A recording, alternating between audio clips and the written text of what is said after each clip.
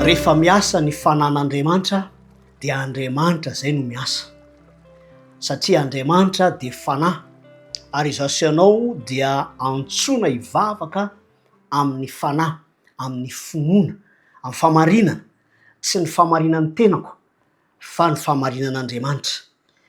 Afaka miteny zavatra maro isika mahakasika ny momba antsika fa eto dia resahana ny asan'ny fanan'Andriamanitra. Tiako ny tarika ny fosin'ny saintsika amin'izay voambaro amin'ny Galatiana 5 izay efa haitsika tsy enjery.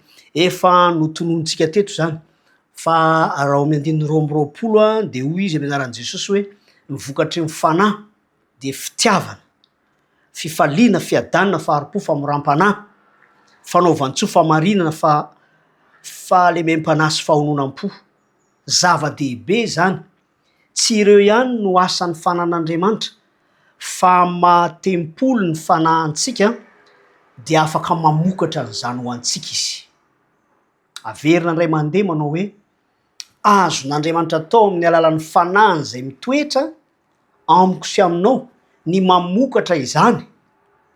Rehefa miresaka mantsika hoe vokatra dia tsy zavatra ataingitaingina fotsiny eny amin'ny rantsana tahaka ny hoe lehilahy anankiray izay efa zatra mioty paoma eo am-baravarankeliny nandritry ny fotoana izay nipetrahany tao amin'ity trano ity.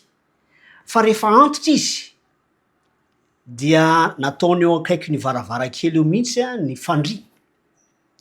Ary eo izy no mitsotra, efa tsy dia mahavita miarina matetika izy.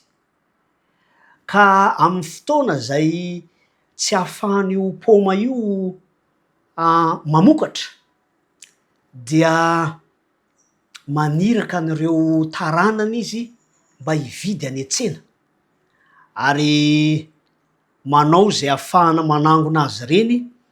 Ka amin'ny fotoana tsy isian'ny vokatra eo amin'ny paoma io zany dia alaina izy ireny dia atao eo, tehiriziny ao zany le izy aloha ary ahantona eo iny karazana inona moa zany ny filaza azy,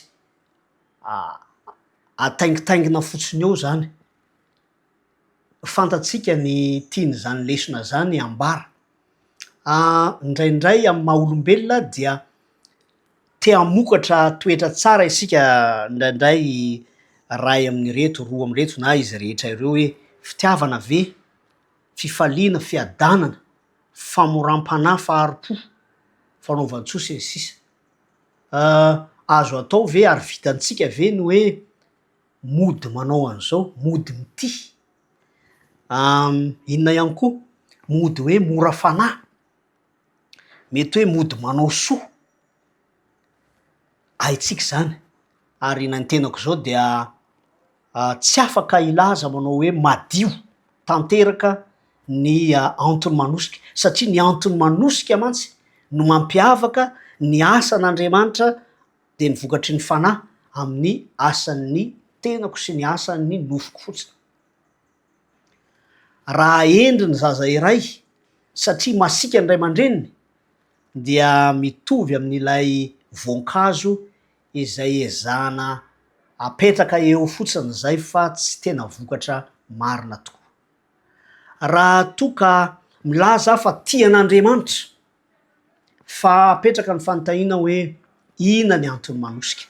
Ao amin'ny Jaona 1:4 dia miantso antsika Andriamanitra hay hanavaka tsara ny atao hoe fitiavana avy amin'ny fanahy masina, avy amin'Andriamanitra, vokatry ny fanahy. Ny 10 dia hoy izy hoe ao amin'ny Jaona 1:4 izao no fitiavana, tsy ny tiavantsika an'Andriamanitra fa ny tiavany antsika ka ny rany ny zanany ho avitra no ny fahotantsika. Miavaka tsara zany eo amin'Andriamanitra ny vokatry ny fanahy raha fitiavana no resahana. Tsy miainga avy eo amintsika. Ny fitiavantsika tokoa zany anie no ataontsika hoe kalitaony. Misy olona ray tiako satria mahafinaritra izy, satria manao zay zavatra tiako atao amiko izy, satria de misy lisitra maro. Fa rehefa manao zavatra tsy mety amiko izy de tsy ilay zavatra tsy mety no tsy tiako fa izy mihitsy manjary tsy tiako ihany koa.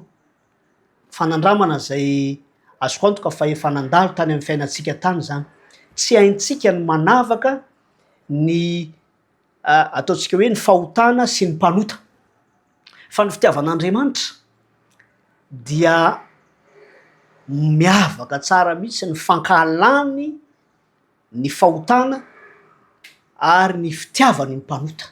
Zava-dehibe zany.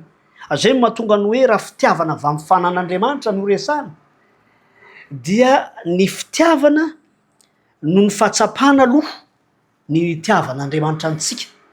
Raha vokatry ny itiavan'Andriamanitra antsika no itiavantsika azy dia vokatra manokana avy amin'ny fanan'Andriamanitra, avy amin'ny fanekena ny asan'ny fanan'Andriamanitra izany, satria ny fomba hitondran'Andriamanitra antsika de mazana tsy arak'izay eritreretintsika. Ary zay no hahatonga ny hoe raha ny fitiavan'Andriamanitra no ifantohantsika mialoha dia izany no miteraka fitiavana azy. Fa raha ny fitiavantsika an'Andriamanitra no alefantsika mialoha dia ifamadika. Antsoina isika ahatsapa ny fitiavan'Andriamanitra antsika aloha. Raha mifamadika kely ny zavatra niresako teo dia ahitsiko mihitsy manao hoe, satria ny tenin'Andriamanitra no voalaza eto hoe ny fitiavana tsy ny tiavako an'Andriamanitra, tsy ny tiavanao an'Andriamanitra, tsy ny tiavantsika an'Andriamanitra aloha, fa ny tiavan'Andriamanitra ahy, tiavan'Andriamanitra anao, ny tiavan'Andriamanitra antsika. Asa sy vokatry ny fanan'Andriamanitra ny tena fitiavana tokoa. Koa tiako ny hitondram-bavaka an'izany satria hanova ny endriky ny sy ny fomba iainako ny fitiavan'Andriamanitra, ny fitiavan'Andriamanitra iainako, ny fitiavako ny hafa, ny fitiavako an'Andriamanitra ihany koa. Zay zany lay atao hoe mahita ny fitiavan'Andriamanitra ao amin'Andriamanitra fitiavana. Koa tiako ny hitondram-bavaka an'izany mba ho zava-misy eo amin'ny fiainako, eo zava-misy ihany koa eo amin'ny fiainanao. Iara hivavaka asika tompoko. Saotranao zay tompo ny amin'izany fitiavanao izany. Vokatry ny asan'ny fanahy masina izay miasa ty anatinay tsirairay avy dia azo atao ny manana izany fitiavanao zany, miaina an'izany, manala zay fitiavana maha-olombelona sy tanteraka sy marefo ary manavakavaka, manana antony manosika diso, fitiavan-tena. Kanefa tompo mino sy mahatoky izay fa fotoana mbola afaka hanananay tombotsoa, hanananay zany vokatra marina ny amin'ny fitiavanao zany. Koa mampianaranay hankasitraka ilay fitiavanao anay, ary izany no hiteraka ny tena fitiavana marina tokoa aty anatinay tsirairay avy. Fatonona ny vavako amin'ny anaran'i Jesosy Kristy. Amen.